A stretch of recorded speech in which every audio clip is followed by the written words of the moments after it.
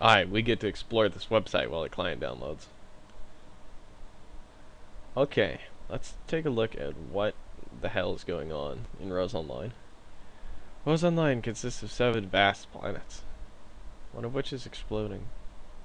Each planet has its own set of particular characteristics and environments. Interplanetary explorers enjoy the many different adventure scenarios that these worlds have to offer.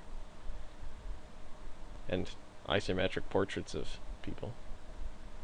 Junon is a planet named after the patron god of adventures, Junon. Skaj is a beautiful vacation resort planet whose name means love.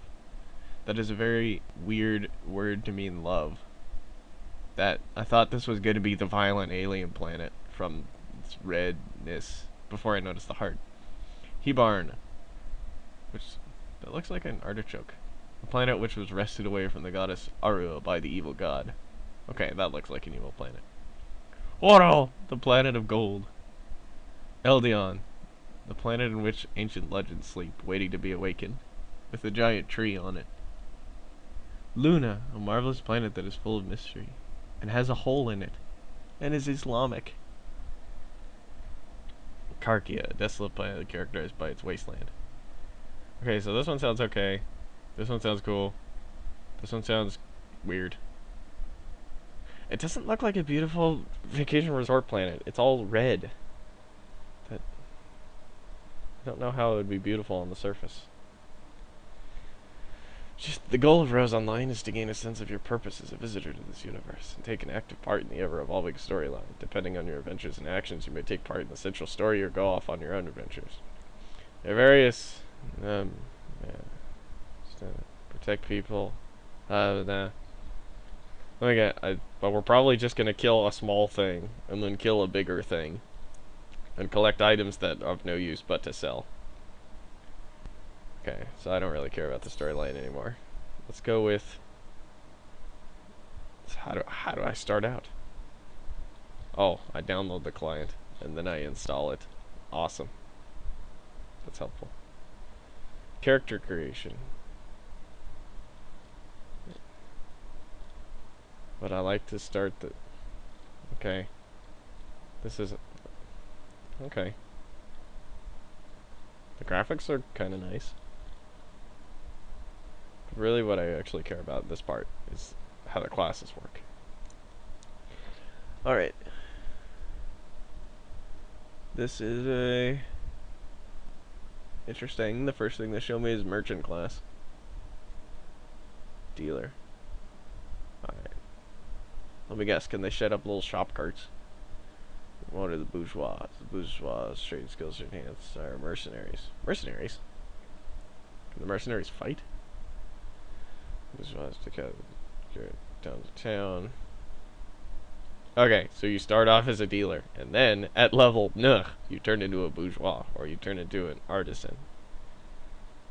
Ooh, artisan would be cool. A bunch of stuff happens. And there's passives and artisan crafts. Oh, it's crafting a class. I like it when crafting isn't a class. There's been only one game I've played where crafting, they decided that would be a really good idea to make crafting a class unto itself. And that was Star Wars Galaxies. The one where after they broke it. It was a terrible idea. Blessed with text that you kind of can't read. That was poorly planned out. Alright, soldier, swordsman, whatever class. Then you turn into warrior of light. And then you turn into... Or you turn into this guy. This is the defendy kind. They can equip heavy armor. There we go. This man is light armor. Lightweight armor out of leather. Alright, champions are oriented towards attack. Okay, nothing I haven't seen so far. Mage. Yep. There's the witch chick. Oh, she's a fairy witch. That's even here. Alright, they cast spells. And they can turn into healers or mages. Alright.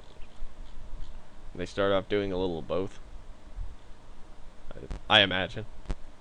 So you could see if you like healing everyone or killing everyone better. Hawker. Alright, that's represented by that with a slow loading image. They love exploring. They are the non-armored combat-y fighty class. Alright, you are the ranged one, you are the melee one. Alright. So the only thing... And the dealer is just the merchant class. And then here's the blacksmithy class.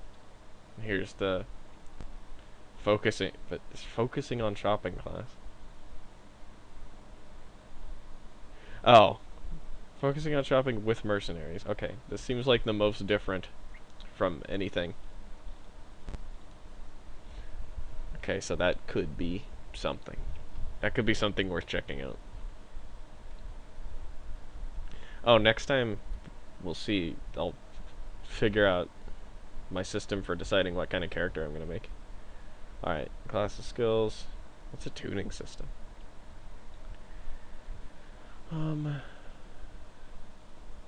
Oh. Robots.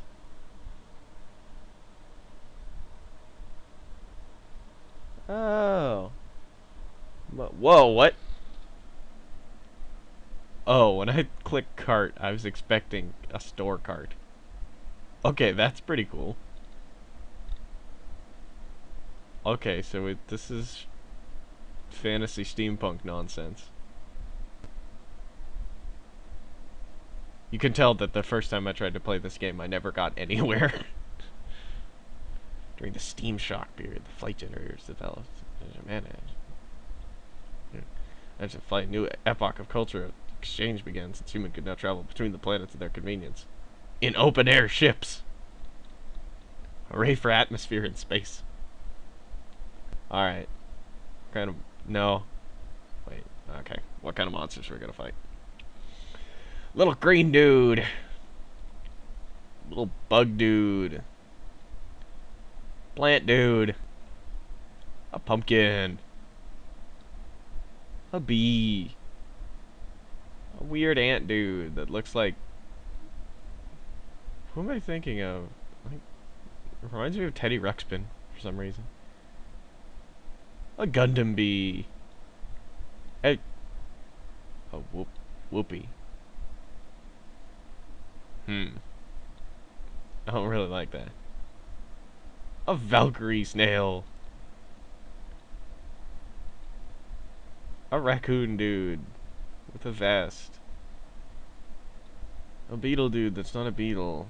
A turtle that uses the same model as the beetle but looks really creepy in its sunken eyes.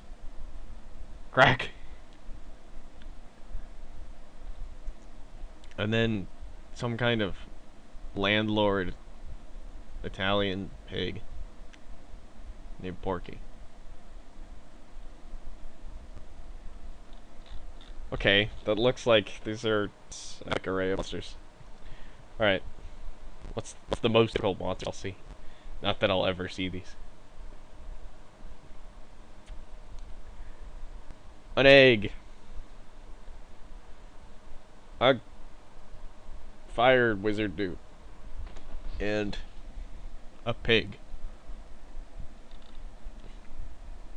Okay, the modes of transportation are more epic than the monsters. Alright. I think I've exhausted all the fun stuff I can find on the website. Giving me a pretty good view of what's gonna be going on. Wonder when I get my gut or my go-kart thing, my barrel go-kart thingy. Alright. I'm gonna let the client finish downloading, and at some point I will show you actual gameplay. See you next time.